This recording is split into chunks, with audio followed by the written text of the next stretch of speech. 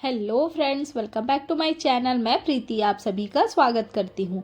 आज मैं बनाने जा रही हूँ ये स्माइली वाले फ्राइज़, जिसे बनाना बहुत ही सिंपल है। और ये इतने सारे फ्राइज़ जो मैंने बनाए हैं सिर्फ 3 आलू में बनाए हैं। मार्केट वाले आपने बहुत सारे पैकेट्स वाले इस तरह के फ्राइज़ खाए हैं, लेकिन घर पर इस तरह से आप हेल्दी तरीके से अपने बच्चों को बना करके दे सकते हैं।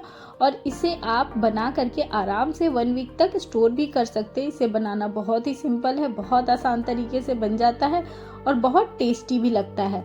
और इसे बनाने के लिए हमें ज़्यादा चीज़ों की भी ज़रूरत नहीं है। यहाँ पर मैंने लिया हुआ है 3 उबले हुए आलूओं को मैंने उबाल करके ठंडा कर लिया है। बिल्कुल आप गर्म आलू का यूज़ ना करें, आलू को थोड़ा सा फ्रिज में रख दें। ठंडा होने के बाद हमें इसे यूज़ करना है और आलू का छिलका हटा लेना है हमें। उसके बाद हमें करना है इसे ग्रेट। आलू को जब हमारे अच्छे से ठंडा हो जाएंगे तो ही हमें इसका छिलका उतार करके इसे ग्रेट करेंगे। देखिए हमारे आलूओं का छिलका हट चुका है। अब हम फटाफट कर लेते हैं इसे ग्रेट। इसे ग्रेट करने के लिए हमें सिर्फ ऐसा ग्रेट करना, आप चाहे तो इसे मैश भी कर सकते हैं, बहुत ही फाइन मैश करना पड़ेगा। ग्रेटर से फटाफट हो जाता है। इस तरह से आप ग्रेट करके भी बना सकते हैं और मैश करके भी बना सकते हैं। बिल्कुल इसे हम छोटा छोटा मैश ग्रेट कर लेंगे बड़े वाले ग्रेटर से, और बहुत अच्छे से ये ग्रेट हो जाता है। और पूरे आलू को हम अच्छे से इस तरह से, बिल्कुल गुठलियाँ नहीं हो, इस तरह से हमें ग्रेट करना है।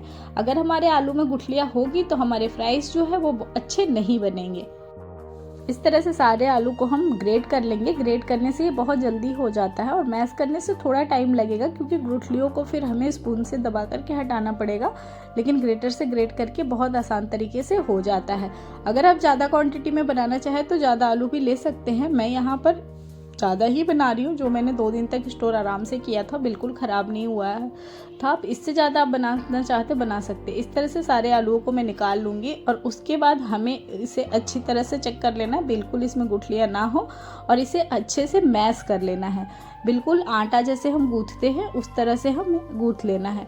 और ये थोड़ा आपको गीला लग रहा होगा। अब हम इसमें डालेंगे यहाँ पर ब्रेड क्रम्स। ब्रेड क्रम्स आप मार्केट का भी यूज़ कर सकते हैं। मेरे पास बचे हुए ब्रेड थे जो मैंने अच्छी तरह से मिक्सी के जार में डाल के ग्राइंड कर लिया है।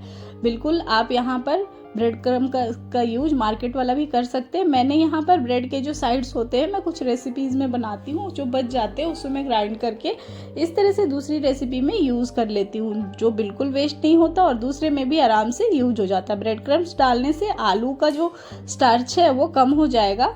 वो थोड़ा चिपचिपा अभी भी लगेगा आपको, ये आलू है तो थोड़ा चिपचिपा रहेगा ही। इसमें मैं डालती हूँ अब कॉर्नस्टार्च।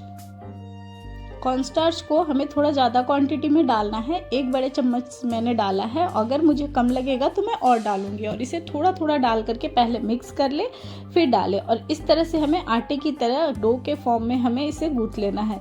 जैसे हम आटे का डो बनाते उस तरह से इसे गूँथना है। सभी चीज़ें आपस में अच्छे से मिक्स हो जाए। और बिल्कुल ये जैसे जैसे आप इसे मिक्स करते जाएंगे, इसका जो चिपचिपाहट है वो कम होता जाएगा और जो हमारा जो मिक्सचर है, जो डो है, वो टाइट होता जाएगा। इस तरह से आटे की तरह गूँथने से सारे चीज़ें अच्छे से मिक्स हो जाएंगी, क्योंकि आलू गीला है। सूखी चीज़ों को मिक्स करना आसान होता है, लेकिन गीली चीज़ों में थोड़ा सा टाइम लगता है। यहाँ पर मैं डाल रही हूँ थोड़ा सा चिली फ्लेक्स डालने के बाद मैं इसे फिर से मिक्स कर लूँगी। और साथ में नमक यहाँ पर आप अंदाजे से जितना आपका मिक्सचर हो उस हिसाब से डालें, जितना आपका डो हो। और इन सभी चीज़ों को भी एक बार हम मिक्स कर लेंगे। मिक्स करके हम इसे करेंगे रोल। इसे हम रेस्ट के लिए छोड़ देते हैं। इसे हम 10 मिनट फ्रिज में रख देते हैं, जिससे ये थोड़ा सा टाइट हो जाएगा। और फ्रिज से निकालने के बाद हम इसे कॉर्नस्टार्च डाल के ही रोल करेंगे, क्योंकि ये थोड़ा सा अभी भी चिपचिपा है। आटा होता तो चिपचिपा नहीं होता, आलू की वजह से थोड़ा चिपचिपाहट रहेगी। आप यहाँ पर कॉर्नस्टार्च की जगह ऑयल का यूज़ कर सकते हैं, लेकिन ऑयल से अच्छा कॉर्नस्टार्च से अच्छे से बन जाता है। इस तरह से मैंने यहाँ पर चॉपिंग बोर्ड पे ही थोड़ा सा डाल करके इसे मैं बेलन से बिल्कुल मोटा बेलूंगी, बहुत ज़्यादा पतला नहीं बेलना है। कॉर्नस्टार्च की हेल्प से इसे इस तरह से हम बेल लेंगे, बिल्कुल बराबर बेलेंगे, ज़्यादा मोटा पतला नहीं रखना है हमें। और जितना बड़ा हमारा चॉपिंग बोर्ड है उसी साइज का हमें बेल लेना है। उसके बाद हमें करना है इसे कट। इसे कट करने के लिए आप कोई भी थोड़े बड़े साइज का कैप ले सकते हैं। मैंने यहाँ पर बोतल का कैप लिया। देखिए इसकी थिकनेस इतनी होनी चाहिए, इससे ज़्यादा मोटा नहीं होना चाहिए। एक मैंने बेल लिया था, अब मैं दूसरा भी बेल लेती हूँ। और इसे हमें करना है कट। बेल करके आराम से इसे रख लेंगे और एक एक करके हम सारा कट कर लेंगे। इस तरह से आप फैला के बेल लें और बहुत आसानी से ये बिल जाता है, बिलने में भी प्रॉब्लम नहीं होती है क्योंकि इसमें मैदा नहीं है ना, तो ये खिंचेगा नहीं। और इस तरह से आप एक कैप ले लें और उसमें भी थोड़ा सा कॉर्न स्टार्च लगा ले या ऑयल लगा ले जिससे ये चिपके ना, और इस तरह से छोटे छोटे पीसेस कट कर ले। बहुत आराम से कट हो जाते हैं, बिल्कुल चिपकता नहीं है और शेप भी बहुत अच्छा आता है। अगर आप छोटे बनाना चाहते हैं तो किसी छोटे साइज का कैप लेके कट कर सकते हैं। मैं थोड़ा बड़े साइज का बना रही हूँ, इसलिए मैंने इस तरह से बड़े साइज का कैप लिया है। और सारी जितने भी हमारे इसमें छोटे छोटे पीसेस निकलेंगे हम कट कर लेंगे। उसके बाद जो बचा हुआ एक्स्ट्रा आटा है उसको भी हम फिर से रोल करके और सारी बना लेंगे। अब चलिए हम इसे स्माइली बनाते हैं। इस तरह से मैंने एक लिया स्टील का स्ट्रॉ, जिसमें मैंने इसके 2 आईज बना दिए इस तरह से, और एक स्पून की हेल्प से हमें इसका स्माइल बनाना है। इस तरह से स्पून को लेकर के हल्का सा आप इस तरह से प्रेस कर दीजिएगा और बहुत ही सुंदर ये स्माइली बन करके तैयार हो गई है। इस तरह से सारे स्माइली को हम रेडी कर सकते हैं। सारे को मैंने इस तरह से कट करके इसे मैंने फ्रिज में स्टोर कर लिया था। इसे आपको डायरेक्ट उसी समय फ्राई नहीं करना है, थोड़ा हार्ड होने देना है। बिल्कुल मैंने इसे फ्रीजर में डाल दिया था होल नाइट के लिए, जिससे ये बहुत अच्छे से सेट हो गया है। और सेट होने के बाद इसे अगर आपको 1 वीक तक स्टोर भी करना है तो आप इसे एयर टाइट कंटेनर में डाल के फ्रीजर में रख दीजिए। अब मैं इसे चलती हूँ फ्राई करने के लिए। मैंने यहाँ पर ली है कढ़ाई में डाला है मैंने कुकिंग ऑयल। ऑयल को हम अच्छे से गर्म होने देंगे। बिल्कुल हाई फ्लेम पर गरम नहीं करना है, लो फ्लेम पर हम इसे थोड़ा सा गरम होने देंगे, बहुत ज़्यादा गरम नहीं होने देना है। उसके बाद हम इसमें डाल देंगे हमारे एक एक करके स्माइलीज। तेल हमारा बहुत ज़्यादा हीट नहीं होना चाहिए, इस तरह से हल्के से बबल्स आने चाहिए बस, क्योंकि इसे पकने में भी टाइम लगेगा।